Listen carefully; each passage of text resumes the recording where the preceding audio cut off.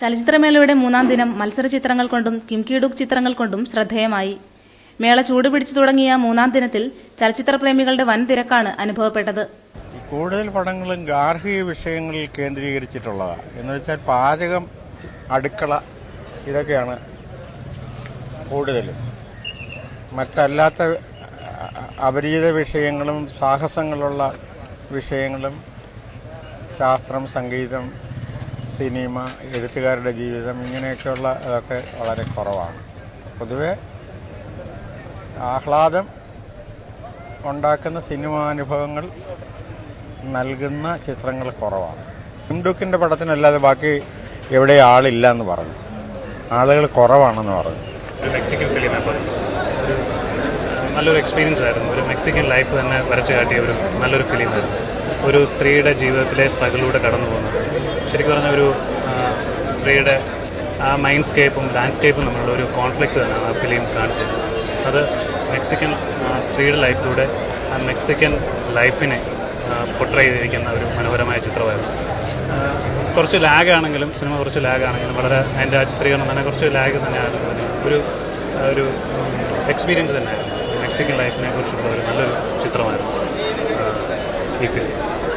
എൻ്റെ ആദ്യത്തെ ഫിലിം ഫെസ്റ്റിവലാണ്. പറഞ്ഞ പോലെ തന്നെ റോസ് കാണാൻ വേണ്ടിയിട്ട് ഞാൻ ന്യൂ തിയേറ്ററിൽ ആദ്യം പോയി. അവിടെ ചെന്ന് കഴിഞ്ഞപ്പോൾ അവിടെ നിന്ന് മാറ്റി വെച്ചു.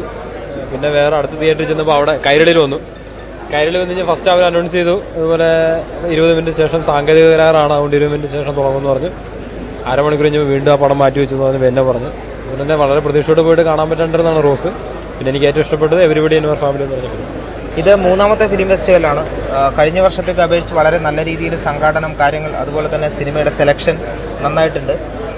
പ്രത്യേകിച്ച് വിയറ്റ്നാം സിനിമയ്ക്ക് കൂടുതൽ പ്രാധാന്യം കൊടുത്തതുകൊണ്ട് നല്ല സിനിമകളാണ് കാണാൻ വേണ്ടി പറ്റുന്നത്. 6 മത്സര ചിത്രങ്ങളാണ് ഇന്നത്തെ മേളയിൽ പ്രദർശിപ്പിക്കപ്പെട്ടത്. ഇവയിൽ 2 മലയാളം ചിത്രങ്ങളും ഉൾപ്പെടുന്നു. TV ചന്ദ്രൻ സംവിധാനം ചെയ്ത ഭൂമിയുടെ അവകാശികളുടെ കേരളത്തിലെ ആദ്യത്തെ പ്രദർശനമാണ് കൈരളി തിയേറ്ററിൽ നടന്നത്. സഹോദരങ്ങളുമില്ല, കല്യാണം കഴിച്ചിട്ടില്ല, പോരെ.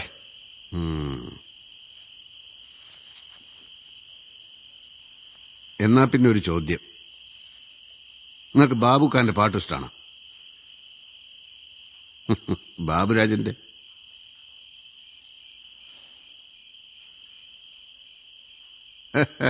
Joy മാത്യുവിന്റെ shutter ശ്രീപത്മനാഭയിൽ പ്രദർശിപ്പിക്കപ്പെട്ടു.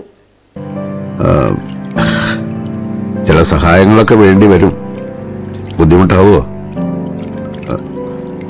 Okay okay okay. സുഹൃത്ത്, ഇപ്പൊ എല്ലാരും അങ്ങനെയാണല്ലോ പറയുന്നത്. എന്റെ മനോഹരൻ സാറേ, സിനിമ എന്ന് പറഞ്ഞ് ഇങ്ങനെ നടന്നാ മതിയോ? ഈ ജീവിതം ഉണ്ടല്ലോ, ഡിം എന്ന് പറഞ്ഞങ്ങോട്ട് തീരും. ചത്തുപോകാനെ കുഴപ്പമില്ല, എന്നെപ്പോലെ ഇങ്ങനെ കിടന്നുപോയാൽ അതിന് ഒരു തുണ വേണമെന്ന് പറയുന്നേ. ഫിലിപ്പീൻസ് ചിത്രം സ്റ്റാനിനയുടെ 2ാമത്തെ പ്രദർശനം ശ്രീ തിയേറ്ററിൽ നടന്നു. Na ayaw ko lang maniwala dahil Pilipina siya. Sister, ikaw ba nagpapastol o ikaw ang pinapastol?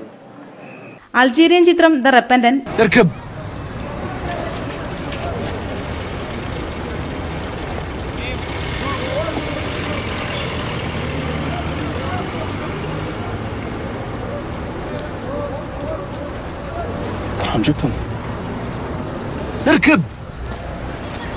Iranian ചിത്രം ദ ലാസ്റ്റ് സ്റ്റെപ്പ് എന്നിവയ്ക്കൊപ്പം ഇന്ത്യൻ ചിത്രം ഫിലിമിസ്ഥാനും ഇന്ന് മേളയിൽ പ്രദർശിപ്പിക്കപ്പെട്ടു.